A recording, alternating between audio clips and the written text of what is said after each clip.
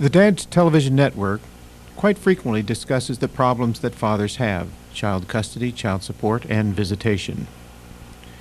It's important from time to time for all of us men to take a look at our health. Recently, at the Oregon Health Sciences University, Dr. Fuchs discussed the prostate gland and prostate cancer. This impacts all men. Pause with us for a few minutes to examine our health. Dr. Fuchs.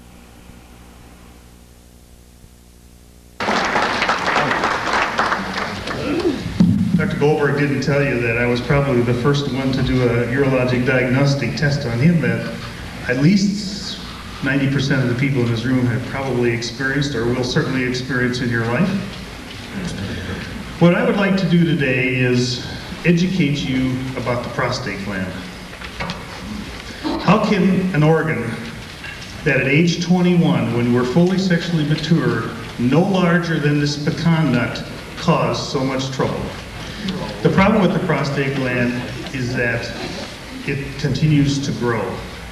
Now, my old elderly grandfather told me when I was 10 or 11 years old, and I commented about his large ears, that your ears continue to grow throughout your life. He could have told me that, and I was pretty sure that was true, because he was a great witness to that. The prostate gland also continues to grow throughout your life. And it's that growth of the prostate gland that causes so much trouble. And that's what I'd like to educate you about today. Well, just how much trouble does it cause? The ink was hardly dry on this slide before it was outdated. Now, I made an educated guess that there were 150 newly diagnosed prostate cancers last year. In fact, there were almost 200,000 prostate cancers diagnosed last year. Approximately 40,000 people died of prostate cancer last year. Now, these 40,000 that died in 1994 were not the patients who were diagnosed in 1994. They were the patients diagnosed anywhere from 1975 to probably 1990. The death rate is delayed from the diagnosis by as much as 15 and 20 years. 400,000 prostate surgeries were done last year to improve urination. Millions of men were treated for prostate infection, and it's unknown how many men, perhaps hundreds of thousands, were treated with some kind of medication to improve urination. So as you can see, this small gland, no bigger than a small pecan nut when you're 21 years old, results in a tremendous financial burden to our medical system. Let's put this in another perspective, at least with respect to the cancer. A newborn white male in 1994 has an 8.4% chance of developing prostate cancer and a 2.8% chance of dying of prostate cancer. In 1995, the American Cancer Society, in a publication recently published, predicted that 255,000 men in the United States will be diagnosed with prostate cancer next year. The incidence of prostate cancer is higher in black people. A black male born in '94 has almost a 10% chance of developing a prostate cancer and almost a 4% chance of dying of that cancer. Now, the drug companies have recognized the tremendous financial impact of the prostate. You can hardly pick up an Oregonian, Wall Street Journal, Time Magazine, Newsweek, People. I wouldn't even be surprised to see these ads in Redbook. But these are ads for medication that are supposed to help you urinate better. Notice the guy looking at the rest area. I'm stopping to go to the bathroom more ever now. I wonder what's wrong with me. And this is probably one of the few ads in a magazine for a product that you can't go out and directly purchase yourself. I dare say this and one other medication that you will see is something that you have to take to your physician. And that's what the drug companies want you to do. They want you to take these ads, and it's happened to me on many occasions, to your physician and suggest that maybe this medication will help me. Well, like I said, I'd like to educate you about the prostate.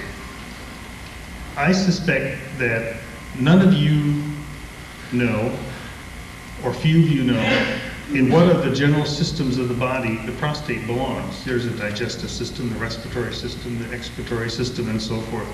And I suspect if I asked Dr. Goldberg, who I consider to be a very smart man, which system the prostate belongs to, he would have to pause. See, he said endocrine system. And most physicians and virtually all lay people don't appreciate the fact that the prostate gland is part of the reproductive system. It's necessary for reproduction. It's not necessary to excrete urine. It's not an endocrine gland. It's a reproductive gland. The problem with the prostate, and the reason it causes so much trouble, is because of its location. It sits right in front of the bladder. All of the urine must pass through it. And it's that passage of urine through the prostate that causes the need to do that causes the problem as the prostate continues to grow. Now, the prostate is dependent on the testicle for one important thing, and that is to production of male hormone. The prostate will not grow without male hormone. If you took the testicles off of a 11-year-old person, boy, they would never develop prostate cancer. They would never develop non-cancerous prostatic conditions because the prostate would simply never grow. The person would never reproduce, but they would never have trouble with their prostates. In the Middle Ages, even into the late 1800s, when they would castrate male sopranos to keep them as what they call castratas, which were men that could sing high tenor, the castratas, taken from the word castrate, would never develop prostate trouble. And that's still true. So it depends on testosterone produced by the testicle to stimulate growth of the prostate. Now notice this tube. This tube is the vas deferens. The vas deferens is the tube that conducts sperm from the testicle to the prostate gland at the time of ejaculation. 30 to 40% of what you ejaculate comes from the prostate gland. Most people think that all of your ejaculate comes from the testicle. In fact, much of it comes from the prostate gland, and 70% comes from the so-called seminal vesicle. A very small fraction comes from the testicle itself. The testosterone produced by the testicle gets to the prostate via the bloodstream. It isn't this tube that conducts it there. So that's an important thing. And notice, this is the penis, of course. This is the urethra through which your urine flows, and it passes right through the center of the prostate gland. And also notice that the prostate gland is very near the rectum. In fact, that's an exaggerated distance. The distance between the back surface of the prostate and the front surface of the rectum is probably no more than a couple millimeters. So it's very easy to feel the prostate gland through the rectum. And that's why we subject you to this humiliating exam, the old prostate exam. This is a little closer view of that same arrangement. Now we'll go back to this similar slide in a few minutes, but first I want to talk about non-cancerous conditions of the prostate. And I'll do it with this slide, which is the body sliced in half, very similar to the one that you saw from Dr. Keenan. Here's the bladder, here's the penis, and here are all abdominal contents, but let's go down to this one. Here's the bladder, where urine is stored.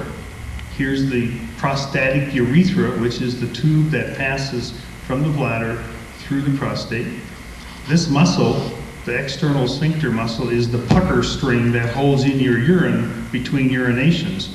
And it's this pucker string that has to relax to allow you to urinate. Now, the outlet of the bladder and the prostate also provide a so-called pucker string to help you control your urine. And it must also relax at the time you urinate to allow passage of urine through the prostate.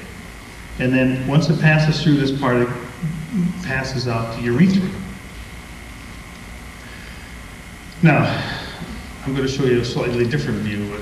Let's take a look at this. Is a slice through your body through the front part.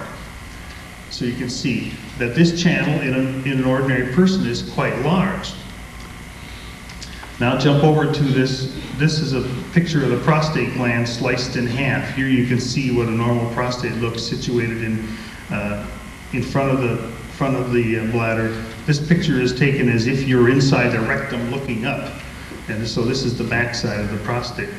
The prostate gland is lined by, or is populated by these dark structures here, which are the glands.